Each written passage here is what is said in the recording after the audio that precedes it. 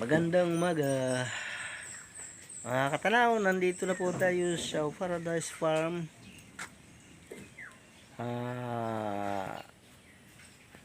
Lasa ko ngayon mga katanaw ay hindi na naman uulan, pero maalis-is. Ito po tayo sa gate, kararating lang po natin. Yan po. Shout out po sa inyong lahat. Mabuhay po kayong lahat mga katanaw kong tagapanood. Puntahan po natin mga katanaw yung papayahan doon. Kukunin po natin yung mga pangtanda sa papaya. Yan po tayo pupunta sa may kambingan. Dadaanan din natin yung kambingan. Yan po sila. Magdadala po tayo ng sako. Lalagyan natin ng pangtanda. Ang sako medyo tibay-tibay pa. Tingnan natin. Ito po siguro ang isang ito.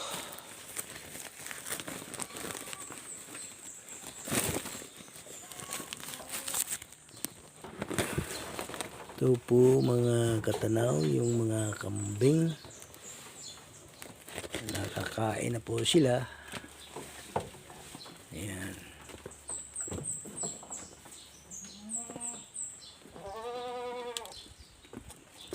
Po yung iba. Tapos na po silang mag-agahan.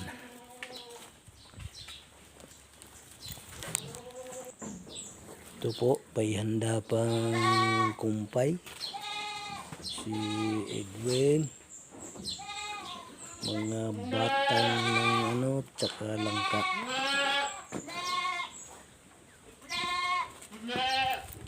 Ano?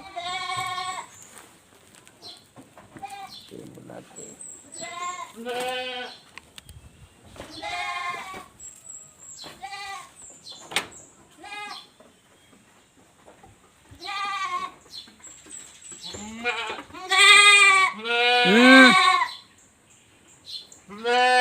Kala siguro makalusot ka, no? May mga trangka na yan kasi nung trangka natin ilobed, inaabangan mo pagka binuksan at ikay lulusot agad. Ngayon hindi ka makalusot. Ito po yung mga kambing natin mga katanaw sa araw na ito. Ayan, naghihiga na sila kasi nakakain na. Ito po. Mga busog naman sila ngayon. Ito si Bunsoy. Sama ng sama. Ayan. Bunsong ulila. O, kayo naman. Bakit sa labas naman kayo? Ha?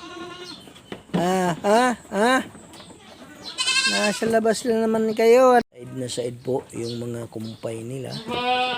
Natangkay na lang natitira.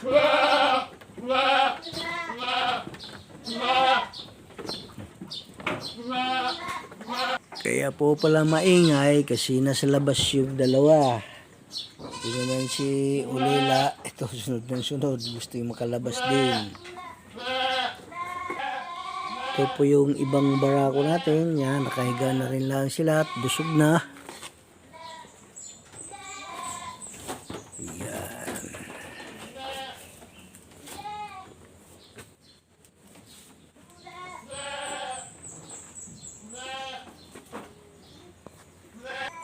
Ito, pupunta na po tayo doon sa papaya nating halaman. Ating pong puntahan doon. Titingnan po natin kung anong kalagayan na nito.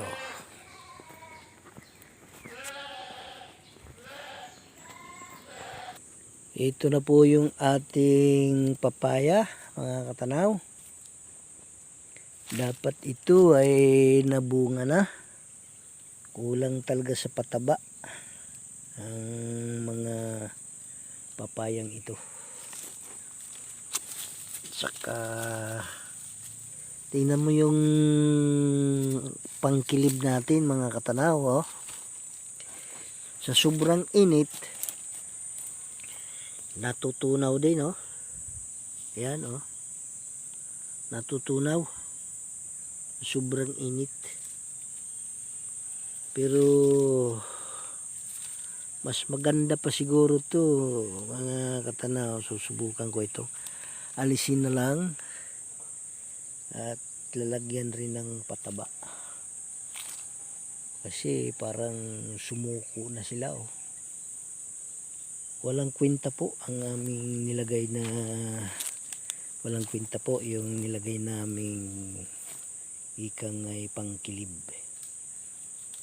Kasi pag ito po naulan na, tutubo po ang mga damo, dadamuhin din ito o dilinisin din. Hindi po maganda ang ano. Sabagay, maganda po yung ano natin, nagawa natin. 110, ano to? Ayan po, oh. Yan po yung ano, gato. Gato. Yan. Pag mangunga kayo ng mangga, andalin yung crate yung Gato malalaki. na po.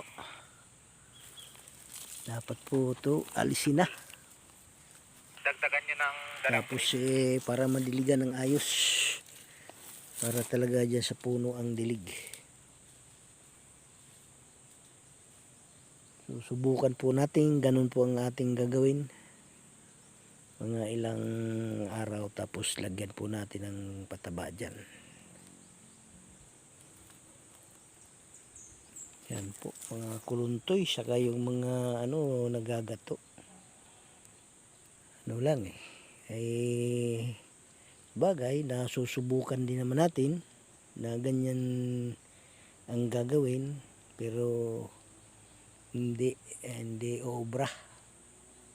Yung palang kilib-kilib na yan, mas maganda pa linis na lang at abono. Doon ako sang-ayon sa linis at abono na lang, mas maganda pa. Kasi mahaba ring panahon ho naming ginagampanan yung pagkikilib. Ang kumita ho lang nito yung nagbibintan yan.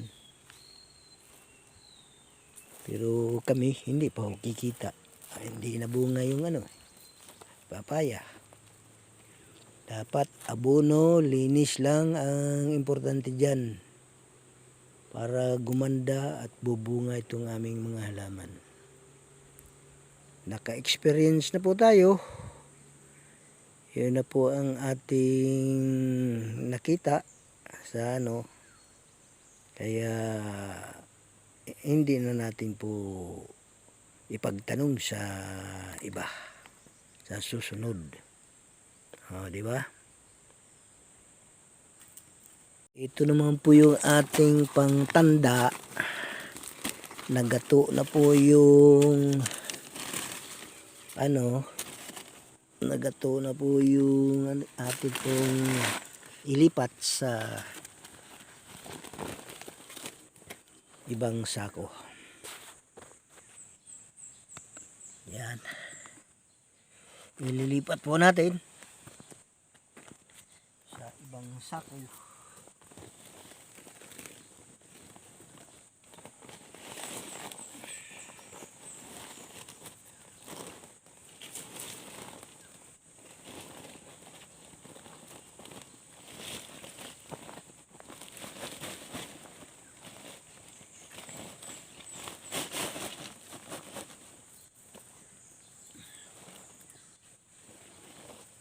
Dadalhin na po natin to mga katanaw doon sa lagayan doon. Ayun na po. Ayaw pa pong umulan.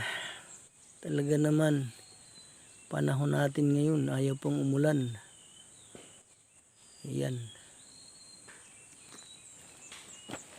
Talaga mahirap po sa ulan ngayon.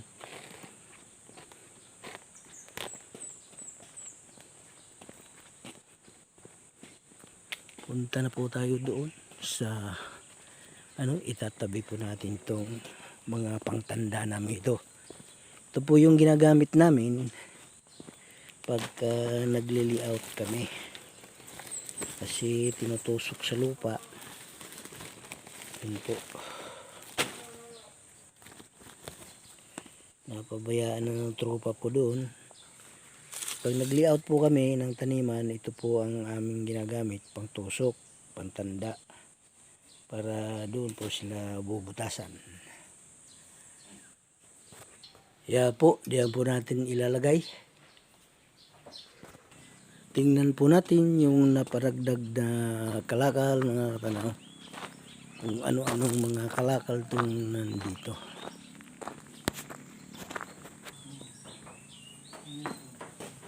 Ito po, yung napadagdag nating kalakal.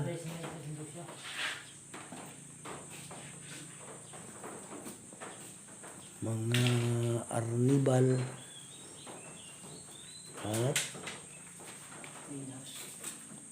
At Dias. Ito lang Dias natin. Dias po. At arnibal lang ang ngayon. Wala pong order na buko daw, no? Tapos bukas naman mag-order yan eh. Kung kailan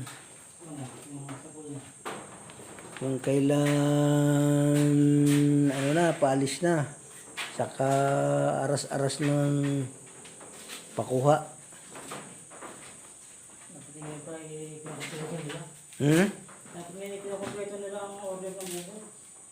Oo nga eh. Dapat ngayon may order na agad para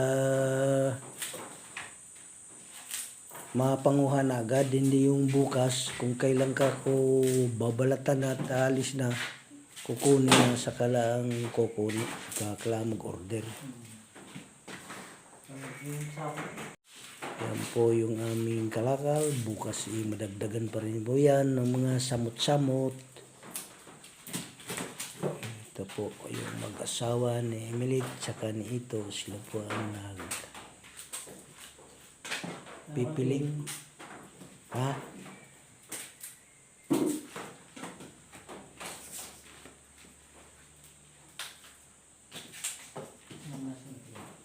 Tatanong natin kay Maki.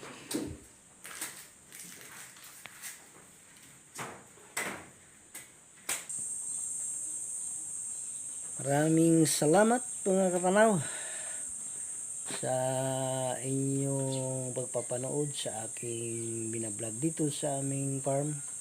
Bukas pa po ang kuha ng kalakal namin.